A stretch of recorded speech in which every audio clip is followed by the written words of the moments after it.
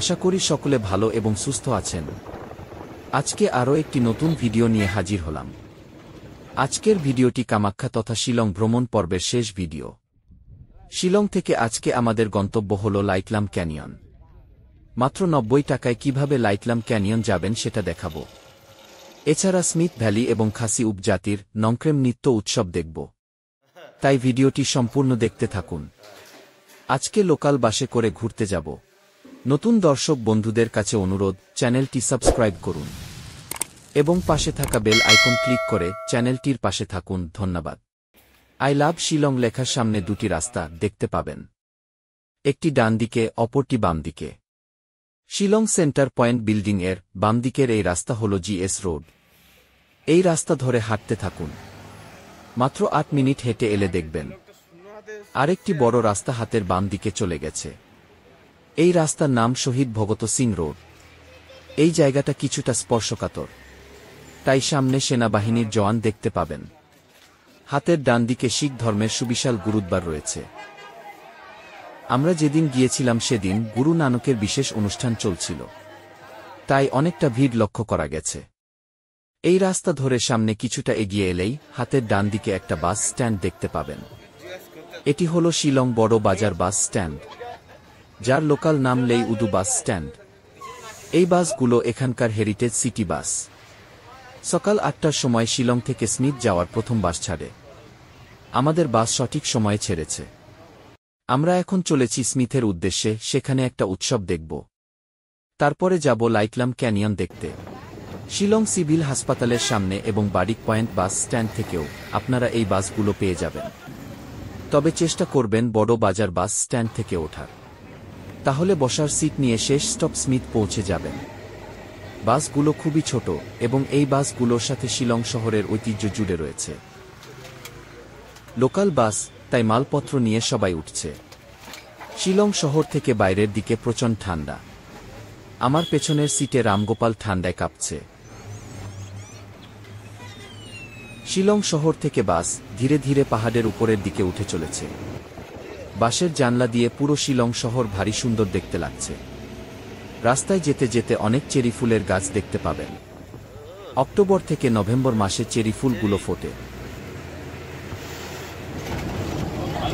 ভাই রাম গোপালের জায়গাটা ভীষণ পছন্দ হয়েছে। স্মিথ যাওয়ার এই রাস্তা খুব সুন্দর দেখতে। বাসের জানলা দিয়ে দুই দিকের প্রাকৃতিক সৌন্দর্য আপনাকে মুগ্ধ করবে। এখানে একটা কথা বলতে ভুলে গেছি, শিলং থেকে স্মিথ পর্যন্ত বাসের ভাড়া 50 টাকা জনপ্রতি। এটাই সব থেকে কম টাকায় স্মিথ সহ লাইটলাম ক্যানিয়ন ঘুরে দেখার সহজ মাধ্যম। সকালের বাস, তাই ভিড় একটু কম ছিল। বাইরে ঠান্ডা হওয়ার জন্য সবাই শীতের পোশাকে নিজেকে মুড়ে নিচ্ছে। ভাই লক্ষ্মী এবং সুব্রত পাশের সিটে বসে যাত্রার আনন্দ উপভোগ করছে এবং তাদের এই আনন্দ আপনাদের সাথে শেয়ার করছে।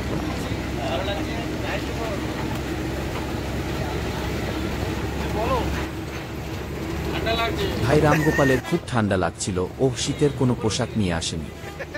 বাইরের অপরূপ প্রাকৃতিক সৌন্দর্য দেখতে দেখতে আমরা মাত্র 40 মিনিটে স্মিথ শহরে পৌঁছে গেলাম। স্মিথ পূর্ব মেঘালয়ের একটি ছোট শহর। আমাদের বাসের শেষ স্টপ এখানেই। এরপর আমরা এখান থেকে শেয়ার ট্যাক্সি করে লাইটলাম ক্যানিয়ন যাব। এটাই স্মিথ শহরের মূল সেন্টার পয়েন্ট। এখানে ট্যাক্সি এবং বাস পেয়ে যাবেন। লাইটলাম ক্যানিয়ন যাওয়ার শেয়ার ট্যাক্সিগুলো এখান থেকেই পেয়ে যাবেন। বাস যেখানে দাঁড়াবে তার পেছনের দিকের রাস্তা সোজা রাজার বাড়ির দিকে চলে গেছে। খুব তাড়াতাড়ি আমরা স্মিথ পৌঁছে গেলাম। শিলং থেকে এখানকার দূরত্ব প্রায় 20 কিলোমিটার। সকলের সাথে আমরাও বাস ছেড়ে নিচে নেমেছি। আমাদের যাত্রাপথে কোনো অসুবিধে হয়নি। আপনারা যদি প্রাইভেট গাড়ি বুকিং করে আসতে চান সেটাও পারবেন। সেক্ষেত্রে ভাড়া মোটামুটি 2000 টাকা নেয়। 4 জনের ছোট গাড়ি পেয়ে যাবেন। ট্যাক্সি ড্রাইভারের নম্বর দেওয়া ভিডিও নিচে ডেসক্রিপশন বক্সে দেওয়া আছে। বাস যেখানে দাঁড়ায় তার ঠিক পেছনের এই রাস্তা সোজা এখানকার খিরিম রাজার বাড়ির দিকে চলে গেছে। আমরা একটু ভাগ্যবান ছিলাম, কারণ আমরা যেদিন স্মিথ গিয়েছিলাম সেদিন এখানে একটা নৃত্য উৎসব ছিল, যেটা রাজবাড়ির সামনের মাঠে অনুষ্ঠিত হয়। আমরা এখন সেই ঐতিহ্যবাহী নৃত্য অনুষ্ঠান নংক্রেম দেখতে চলেছি। আমরা সোজা না গিয়ে পাশের মেলার মাঠ দিয়ে এগিয়ে চলেছি। ঐতিহ্যবাহী নৃত্য অনুষ্ঠান নংক্রেম উপলক্ষে এখানে 5 দিন ধরে মেলা বসে। স্থানীয় খাসি সম্প্রদায়ের মানুষজন তাদের বিভিন্ন জিনিসপত্র এই মেলায় বিক্রি করে থাকে। আমরা যেদিন গিয়েছিলাম সেদিন ছিল মেলার প্রথম দিন। অনেক দোকান নির্মাণ কাজ চলছিল। মেলার পাশের রাস্তা ধরে আমরা অনুষ্ঠানের গেটের ঠিক সামনে পৌঁছে গেলাম। সামনে যেটা দেখছেন এটাই হলো এখানকার খিরিম রাজাদের কাঠের তৈরি ঐতিহাসিক বাড়ি। অনেকের মতে এই বাড়ির বয়স নাকি 100 বছরের বেশি। এই বাড়িতে কোনো লোহার ব্যবহার করা হয়নি, পুরোটাই কাঠের তৈরি। বর্তমানে রাজার বাড়ির সামনে দর্শকদের জন্য বিশাল একটা গ্যালারি করে দেওয়া হয়েছে। সেখান থেকে মাঠের মধ্যে অনুষ্ঠিত ঐতিহ্যবাহী নৃত্য নংক্রেম দেখতে হয়। আমরা যখন পৌঁছাই তখনও অনুষ্ঠান শুরু হয়নি, তাই ধীরে ধীরে রাজার বাড়ি দেখতে এগিয়ে এলাম। এটাই সেই খিরিম রাজাদের 100 বছরের বেশি পুরনো কাঠের তৈরি বাড়ি। এই বাড়ি পাইন, বাঁশ এবং বেত দিয়ে নির্মাণ করা হয়েছে। এখানে কোনো রকম লোহার পেরেক ব্যবহার করা হয়নি। প্রতি বছর নভেম্বর মাসে ঐতিহ্যবাহী নংক্রেম নৃত্য উৎসব এই বাড়ির সামনের মাঠে অনুষ্ঠিত হয়। এখানকার রাজাকে সিয়াম বলা হয়। সিয়ামের এই কাঠের বাড়িটি বিশাল, সম্পূর্ণ কাঠের এবং খড়ের তৈরি ঘর, যেখানে কোনো ধাতব পেরেক নেই। ওক এবং পাইন কাঠের তৈরি এই বাড়ির দেয়াল এবং মেঝে, খড়ের ছাদ এবং আলোর জন্য জানালা সহ ঘরটিতে সম্পূর্ণ বেত এবং বাঁশের আসবাবপত্র রয়েছে। এছাড়াও মেঝের আচ্ছাদনও বেত এবং বাঁশ দিয়ে তৈরি।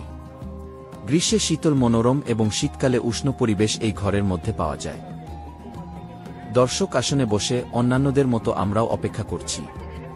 কিছুক্ষণ পরে কিছু লোক কাঠের তৈরি রাজার বাড়ি থেকে বিশেষ পোশাক পরে মাঠের মধ্যে চলে এসেছে। পরে জানতে পারলাম এনারা সবাই রাজ পরিবারের সদস্য। অনুষ্ঠানের সূচনা রাজ পরিবারের মাতা এবং প্রধান পুরোহিত করে থাকেন। এখানে দেখলাম সবাই একে অপরের পেছনের দিকে ধরে একটি বৃত্তাকার পথে নাচতে থাকে। এই নৃত্য দেবিকা ব্লেই সিনশারকে উৎসর্গ করা হয়, যাকে উর্বরতা এবং ফসলের দেবী বলে বিশ্বাস করা হয়। খাসি জনগণ প্রচুর ফসলের জন্য দেবীকে ধন্যবাদ জানাতে এই নৃত্য পরিবেশন করে এবং আসন্ন বছরের জন্য তার আশীর্বাদ প্রার্থনা করে। এই নৃত্য অবিবাহিত মেয়েরা পরিবেশন করে এবং এটি উর্বরতা এবং প্রাচুর্যের প্রতীক। নৃত্যশিল্পীরা ঐতিহ্যবাহী খাসি পোশাক পরেন এবং অবিবাহিত পুরুষরা শক্তি এবং পুরুষত্বের প্রতীক হিসেবে কাপোমব্লাং নৃত্য পরিবেশন করেন। কিছু পুরুষ ব্যক্তি রাজ পরিবারের মেয়েদের মাথায় ছাতা ধরে রাখে। অবিবাহিত পুরুষদের ডান হাতে তরবারি এবং বাম হাতে একটি সাদা ইয়াকের চুলের ঝোল ধরে ঢোলের তালে এবং টাংমুড়ি বাজিয়ে নাচতে থাকে। উদ্বোধন অনুষ্ঠান শেষ করে আমরা স্মিথ বাস স্ট্যান্ড ফিরে এলাম। বাস যেখানে দাঁড়ায় তার ঠিক পেছনে একটা বেকারি রুটির দোকান দেখতে পেলাম। খুব ভোরে শিলং থেকে বেরিয়েছি, এই দিকে 10টা বেজে গিয়েছে। পেটে খিদে পেয়েছে, তাই কেক পেটিস দিয়ে টিফিন সারলাম। সঙ্গে কিছুটা খাবার নিয়ে নিয়েছি, লাইটলাম গিয়ে খাবো। স্মিথ থেকে যে রাস্তা লাইটলাম ক্যানিয়ন গিয়েছে, আমরা সেই রাস্তার দিকে একটু এগিয়ে এসে একটা শেয়ার ট্যাক্সি পেয়েছি। আপনারা স্মিথ ট্যাক্সি স্ট্যান্ড থেকে শেয়ার ট্যাক্সি পেয়ে যাবেন। আমরা যেদিন স্মিথ গিয়েছিলাম সেদিন মেঘালয়ের মুখ্যমন্ত্রী নংক্রেম নৃত্য উৎসব দেখতে আসেন, তাই পুলিশ স্মিথ বাস স্ট্যান্ডের কাছে কোনো ট্যাক্সি দাঁড়াতে দেয়নি।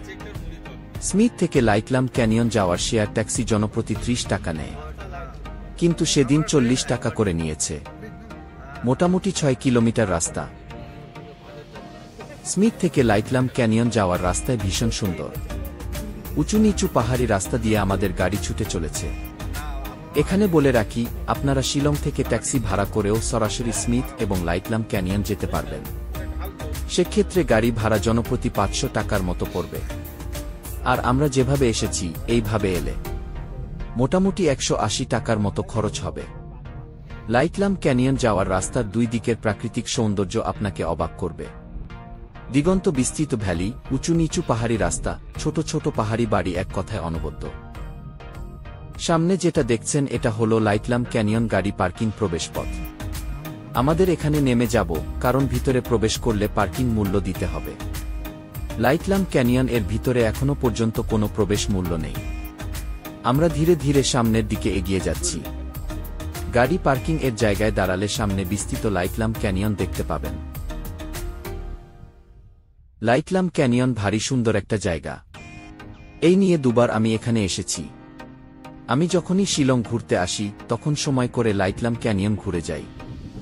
শান্ত স্নিগ্ধ কোলাহল মুক্ত একটি পাহাড়ি জায়গা। লাইটলাম হল স্থানীয় খাসি ভাষা, যার অর্থ পাহাড়ের শেষ। আমরা গাড়ি পার্কিং এর জায়গা অতিক্রম করে ধীরে ধীরে সামনের গভীর খাদের দিকে এগিয়ে চলেছি। শিলং মেঘালয় ঘুরতে এলে সময় করে অবশ্যই ঘুরে দেখুন।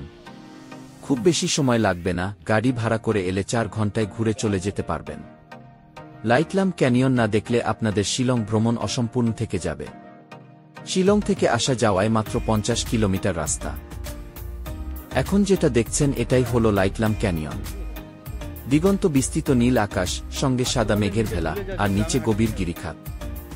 এই দৃশ্য প্রত্যক্ষ করতে হলে আপনাকে স্মিথ হয়ে লাইটলাম পৌঁছাতে হবে। পাহাড় দেখতে মেঘালয় এসেছেন কিন্তু লাইটলাম ক্যানিয়ন দেখা হলো না, তাহলে সবই অপূর্ণ থেকে যাবে। আপনারা চাইলে ঘোড়ায় করেও কিছুটা সময় ঘুরে দেখতে পারেন। যদি ঘোড়ার পিঠে উঠতে সমস্যা হয় তাহলে একদম চেষ্টা করবেন না, কারণ এদিক ওদিক হয়ে গেলে সামনেই গভীর গিরিখাত, তাই সাবধান থাকাই ভালো। আমরা একটা ঘোড়ার চালকের সাথে কথা বলতে আরও 2টি ঘোড়া নিয়ে 2 জন হাজির। কথা বলে জানলাম জনপ্রতি 100 টাকা নেবে, 15 মিনিট ঘুরিয়ে দেখাবে। স্থানীয় কিছু মহিলাকে এখানে ঘুরে ঘুরে চা বিক্রি করতে দেখলাম।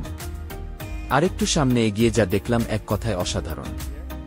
গভীর গিরিখাতের কিনারাগুলো বাঁশের তৈরি রেলিং দিয়ে ঘেরা রয়েছে।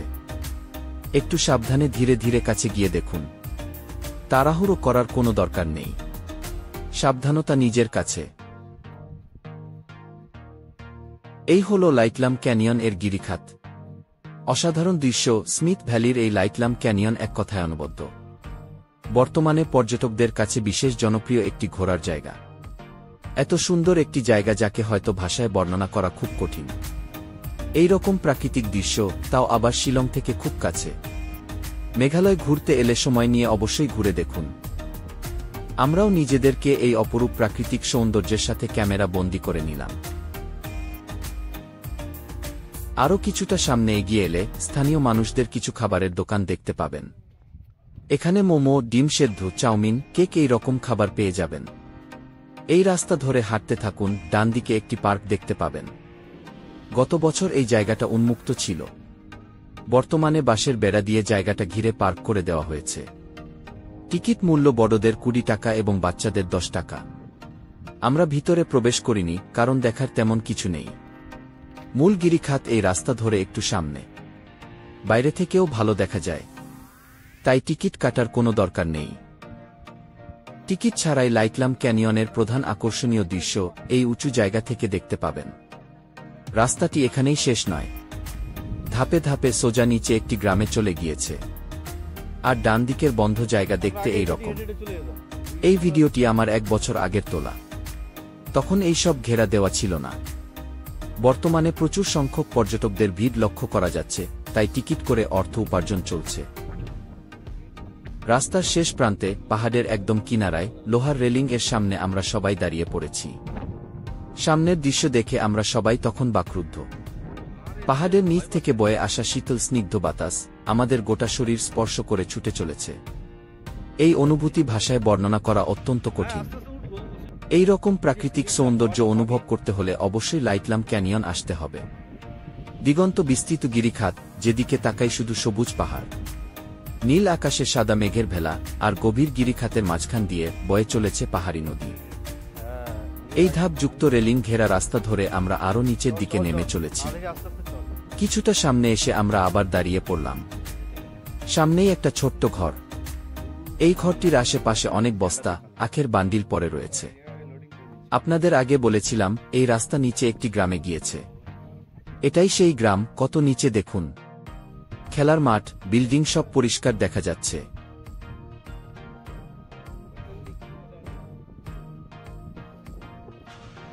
আমরা এখানে কিছুক্ষণ দাঁড়িয়ে এই ঝুলন্ত লোহার জুড়িটা দেখছি, আর বোঝার চেষ্টা করছি এটা কেন এখানে এইভাবে লোহার তারে ঝুলে আছে।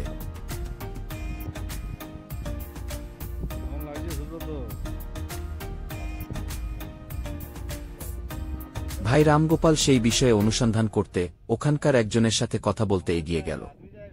ভাঙাচোরা হিন্দিতে ওহ কি বলেছে আর ওখানকার মানুষেরা কি বুঝেছে সেটাই ভাবার বিষয়। কথা বলে যেটা বুঝতে পারছি, এই লোহার তারের ঝুড়ি দিয়ে নিচের গ্রামে বিভিন্ন মালপত্র দেওয়া নেওয়া করা হয়। আমরা ঠিক করলাম যতটুকু সম্ভব নিচে নামার চেষ্টা করব। সেই মতো নামতে শুরু করেছি। আমাদের কয়েকজন এখনো উপরে দাঁড়িয়ে দাঁড়িয়ে সেলফি তুলতে ব্যস্ত। নিচে নামার রাস্তা খুবই খারাপ এবং ভাঙাচোরা, তবু আমরা নিচে নামব বলে ঠিক করেছি।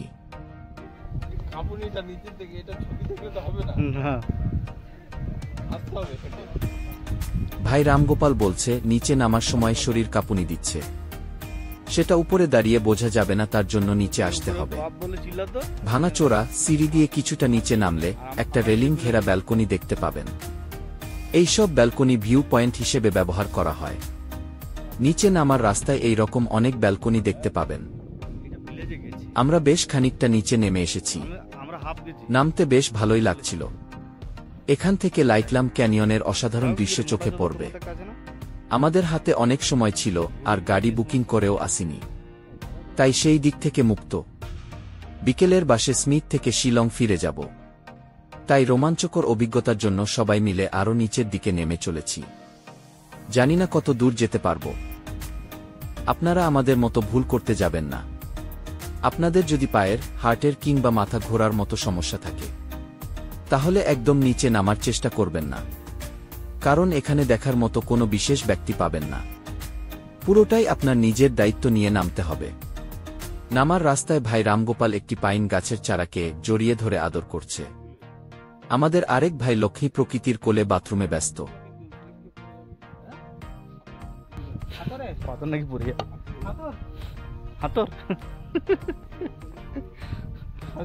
বড় বড় পাথর খণ্ড এমনভাবে ঝুলে আছে, মনে হচ্ছে হাত দিয়ে ধাক্কা দিলে পড়ে যাবে। সেই কথা নিয়ে আমাদের মধ্যে হাসি মজা চলছে। আমরা ধীরে ধীরে আরও নিচের দিকে নেমে চলেছি। কিছু জায়গায় কোনো রাস্তা নেই বললেই চলে। ভাঙা পাথর খণ্ডগুলোর উপর দিয়ে খাড়া ঢাল ধরে নামতে হচ্ছে, ভীষণ ভয়ের ব্যাপার। নিচে 1000 ফুটের গভীর গিরিখাত। আমরা নিচের দিকে নেমেই চলেছি, রাস্তা যেন কিছুতেই শেষ হচ্ছে না। উপর থেকে দেখতে খুব কাছে লাগছিল, কিন্তু আমাদের ধারণা ভুল ছিল। পাহাড়ে ঘুরতে এলে এই ভুল সবার সাথে হয়ে থাকে। কোনো একটা জায়গা উপর থেকে কাছে মনে হবে, কিন্তু সেটা অনেক দূরে থাকে।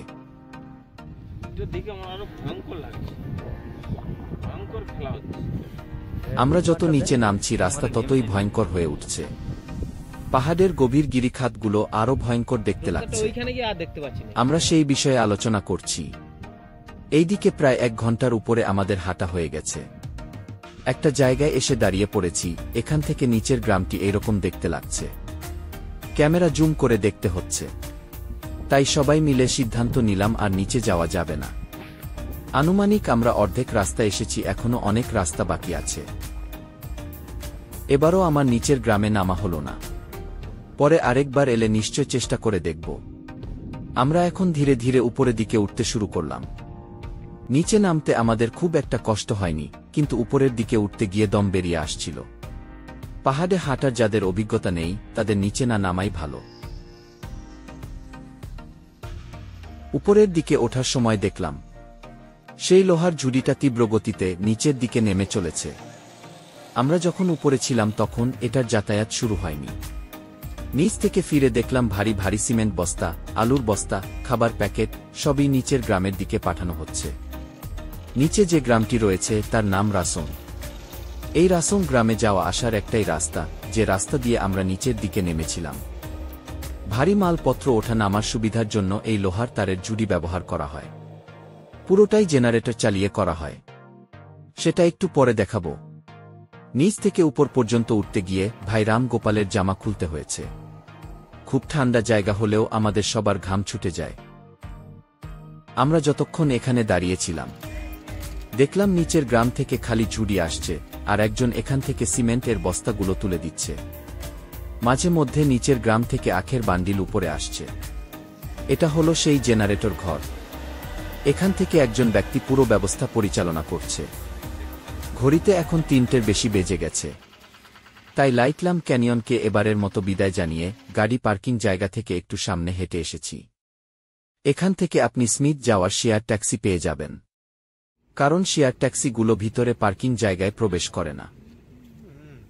আমরা এখন চলেছি স্মিথ বাস স্ট্যান্ড। স্মিথ থেকে আমরা লোকাল সিটি বাসে করে শিলং ফিরে যাব। যেভাবে এসেছি সেইভাবেই ফিরে যাব। স্মিথ পৌঁছে জানতে পারলাম নংক্রেম নৃত্য উৎসব কিছুক্ষণ আগে শুরু হয়েছে। এইদিকে হাতে অনেক সময় ছিল, তাই আমরা আবার রাজার বাড়ির দিকে রওনা দিলাম। দুদিকে সারিবদ্ধ উঁচু পাইন গাছের মাঝখান দিয়ে এই রাস্তা সোজা রাজার কাঠের তৈরি বাড়ির সামনে গিয়েছে। সকালের থেকে বিকেল বেলা মানুষের সমাগম বেশি ছিল, কারণ নংক্রেম নৃত্য উৎসব দুপুর 2টোর সময় থেকে শুরু হয়। স্থানীয় অবিবাহিত ছেলে এবং মেয়েরা সেই সময় নিজেদের নৃত্য পরিবেশন করে।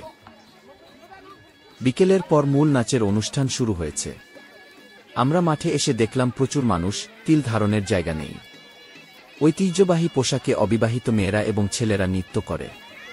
এই নৃত্যের মাধ্যমে প্রচুর ফসল এবং জনগণের সমৃদ্ধির জন্য দেবী কাবলেই সিনসারের আশীর্বাদ কামনা করা হয়। ঐতিহ্যবাহী পোশাকে দুটি ছোট্ট মেয়ে, ভারী সুন্দর দেখতে, বয়স আনুমানিক 4 কিংবা 5 হবে, গুটি গুটি পায়ে নাচতে চলে গেল। পুতুলের মতো দেখতে মেয়ে দুটির সাথে ভাই রামগোপাল ছবি তুলেছিল। আমার তো দারুণ সুন্দর লেগেছে। নৃত্য অনুষ্ঠানের ভিডিও অনেক বড় ছিল, কিন্তু সময়ের অভাবে পুরো দিতে পারলাম না। নংক্রেম নৃত্য উৎসবের পুরো ভিডিও এরপর কোনো একদিন দিয়ে দেব। নংক্রেম নৃত্য তাড়াতাড়ি শেষ করে আবার স্মিথ বাস স্ট্যান্ড ফিরে এলাম। এবার আমাদের শিলং পুলিশ বাজার ফেরার পালা। এই সেই গোল চত্বর, এখান থেকে বাস ছাড়বে, আর আমরা পেছনের এই রাস্তা ধরে রাজার বাড়ি থেকে এসেছি। বিকেল 4টে পর্যন্ত শিলং পুলিশ বাজার ফেরার বাস এখান থেকে পাবেন। তারপরে প্রাইভেট গাড়ি ভাড়া করে যেতে হবে।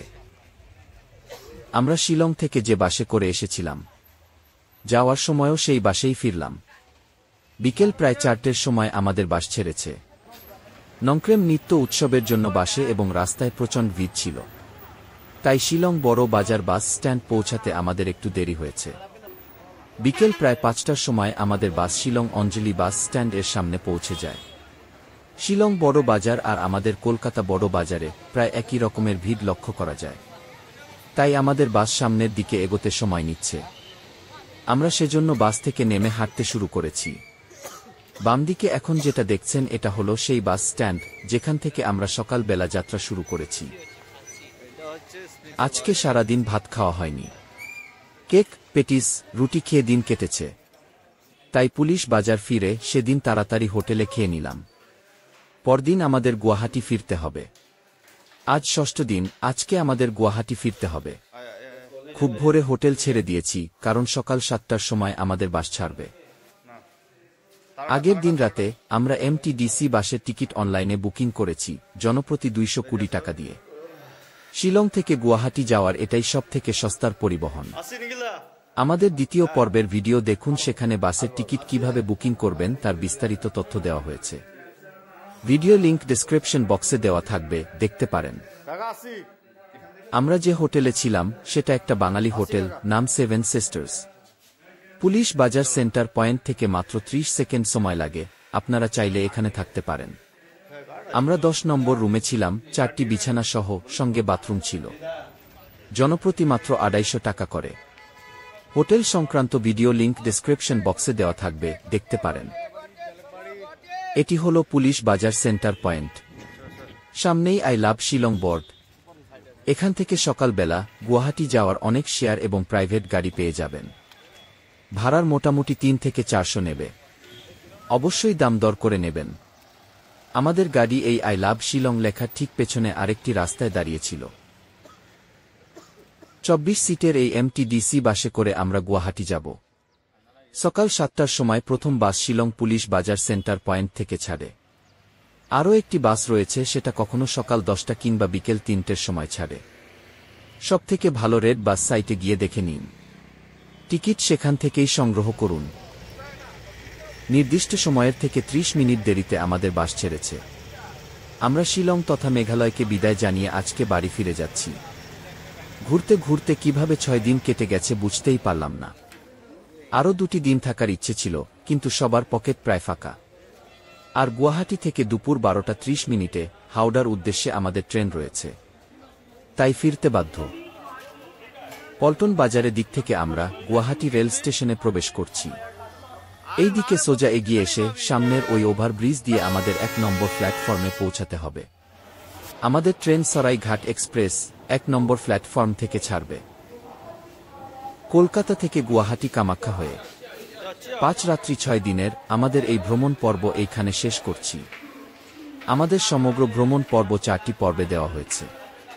সবার কাছে অনুরোধ থাকবে আপনারা সব পর্বগুলো দেখুন, তবেই জানতে পারবেন মাত্র 4,500 টাকার মধ্যে কিভাবে কামাখ্যা তথা শিলং ঘোরা যায়। সমস্ত তথ্য ভিডিওতে দেওয়া হয়েছে। তারপরে যদি কিছু বুঝতে অসুবিধে হয় কমেন্ট করুন, আমি অবশ্যই উত্তর দেব। নতুন দর্শক বন্ধুরা চ্যানেলটি সাবস্ক্রাইব করে রাখুন, কারণ এরপরে আমাদের 4 দিনের পুরী ভ্রমণ পর্বের সম্পূর্ণ ভিডিও আসছে। আরেকটি কথা, আমরা 2 দিন বাদে অক্টোবরে 12 দিনের জন্য হরিদ্বার, কেদারনাথ, তুঙ্গনাথ এবং বদ্রীনাথ যাচ্ছি। ফিরে এসে সেই ভ্রমণ পর্বের ভিডিওগুলোও দিয়ে দেব। সবাইকে আবারও অসংখ্য ধন্যবাদ জানিয়ে ভিডিওটি শেষ করছি।